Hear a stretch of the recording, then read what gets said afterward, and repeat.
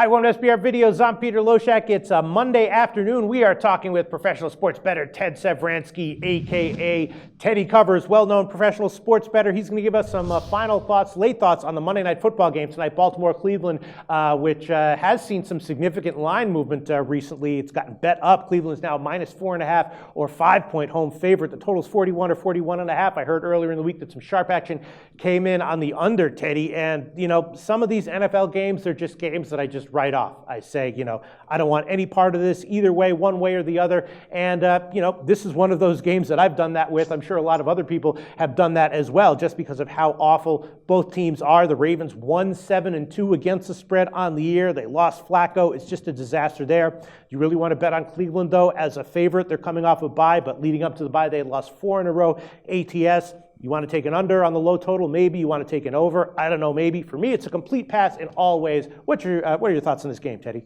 Look, I haven't bet $1 on this game yet, but I'll tell you what, I'm starting to think about it as Cleveland gets bet up higher and higher and higher.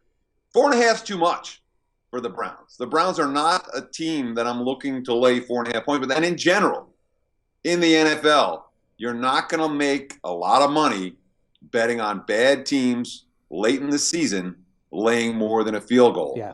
The markets like McCown. They like McCown a lot more than they like Johnny Football. Hey, Johnny Football threw for what, like 380 yards in his last game. He didn't produce any points. They only scored 9.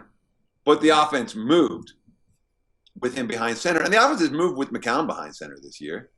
But look, this is a team that continues to have significant concerns in their secondary. Dante Whitner doesn't look like he's going to be able to go tonight. Joe Hayden still very, very questionable. And that's 2 Pro Bowl caliber guys from a secondary that's been very, very suspect. Cleveland doesn't play defense. You know, they've allowed more than 2.3 points per possession this year. That ranks about 29th in the NFL. Yeah. You're looking for advanced metric stats. I don't care how many points per game. Tell me how many points per possession you're allowing. The Browns near the bottom of the league in that category. And the offense can't trade points with anyone. So I know Baltimore's a mess, but my handicapping process starts with the favorite. Does this favorite deserve to be laying? Right. Do they deserve to be laying this much? And with Cleveland, my answer is no and no. All right. Well, Teddy, you know, you're based in Vegas. Going from 2.5 to 3 to 4.5 or 5 is that's a huge move, right? What do you think caused that move? Was that sharp action piling in on Cleveland? Well, I think there's a lot of knee-jerk here. There's a lot of knee-jerk reaction. The markets are viewing this as an incredibly huge game for the Browns. You know, they haven't had a Monday Night Football game since 2009. Of course, in 2009, they hadn't had a Monday Night Football game since whenever, and they lost that game 16-0 to Baltimore. So, but I think the market viewing the spot as, oh, this is Cleveland. They're going to bring everything they have. Cleveland brings everything they have.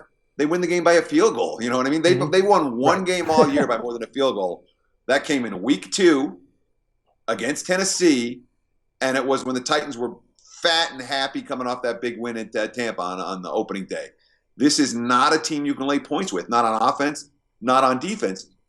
And, of course, the injuries. You know, the markets are looking at Baltimore as what they are, which is a bottom feeder, a team that's covered 1 point spread all year. Right. When teams don't cover point spreads, they don't attract betting market support. And the Ravens certainly haven't attracted a lot of betting market support this season from anybody. But the one thing they haven't done, they're not getting blown out. They're in all of these games. Matt Schaub, okay, we remember how bad his last year with the Texans was. But prior to that, we're talking about a guy that was a playoff caliber quarterback. Right. Okay, Justin Forsett is hurt. I understand. The defense has lost all their leaders, yada, yada. They're not a good team. I'm not saying bet the farm, bet the house on the Ravens, but if I have to play this game, that's the only way I can look. That makes sense. We'll see where this line moves by kickoff. Right now, Teddy Covers, though, Ted Savransky leaning Baltimore at +5 after the big line move. Ted Savransky, thanks so much. Talk to you again very soon. Pleasure is mine. And one other quick note, yes, if you'll allow me, if you'll indulge me for a moment. These late season games between bottom feeders, losing team, neither squad has anything to play for.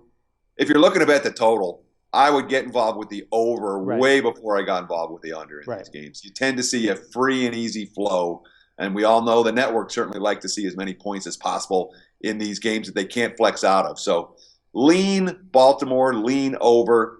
And I haven't bet either one yet, but by kickoff, I might have both in my pocket. There you go. Ted Savransky might be on both the over and Baltimore getting decent points tonight. Thanks so much today.